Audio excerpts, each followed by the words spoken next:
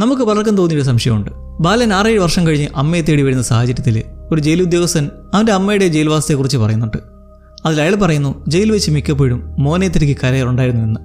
പക്ഷേ ക്ലൈമാക്സിൽ യഥാർത്ഥ അമ്മ പുറത്തു തന്നെയായിരുന്നു. പകരം മാനസിക പ്രശ്നമുള്ള ഷേർലിയാണ് ജയിലിലായെന്നും റിവീലാകുമ്പോൾ പിന്നെ എങ്ങനെ ഇത് ശരിയാവും? ഇവിടെ നമുക്ക് ചികഞ്ഞു കണ്ടുപിടിക്കാൻ ചില ഹിൻസ് മുന്നേ തന്നെ ഇട്ട് തന്നിട്ടുണ്ട്.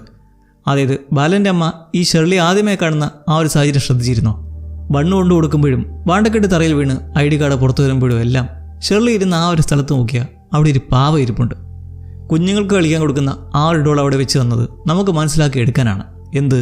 ഷേർലി ആ 23-ാം വയസ്സിൽ തന്നെ ഇങ്ങനെ മാനസിക രോഗിയെ മാറിയതിൻ്റെ കാരണം മറ്റൊന്നും കൊണ്ടല്ല, അവളുടെ ജീവിതവും ആ ജീവിതത്തിൽ സ്വന്തം മകനെ നഷ്ടപ്പെട്ടതിൻ്റെ ഷോക്കിലുമാണ്.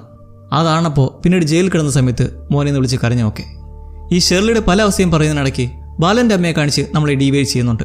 പക്ഷെ ഒരു കാര്യം ശ്രദ്ധിച്ചാൽ ആ സീനുകൾക്കെല്ലാം തൊട്ട് മുന്നേയും അതിന് തൊട്ട് ശേഷവും ഈ ബാലനെയാണ് സ്ക്രീനിൽ കാണിക്കുന്നത്. അതിനർത്ഥം ഇതെല്ലാം അവൻ്റെ ചിന്തയിൽ വരുന്ന ഓരോ കാഴ്ചകളാണെന്നാണ്.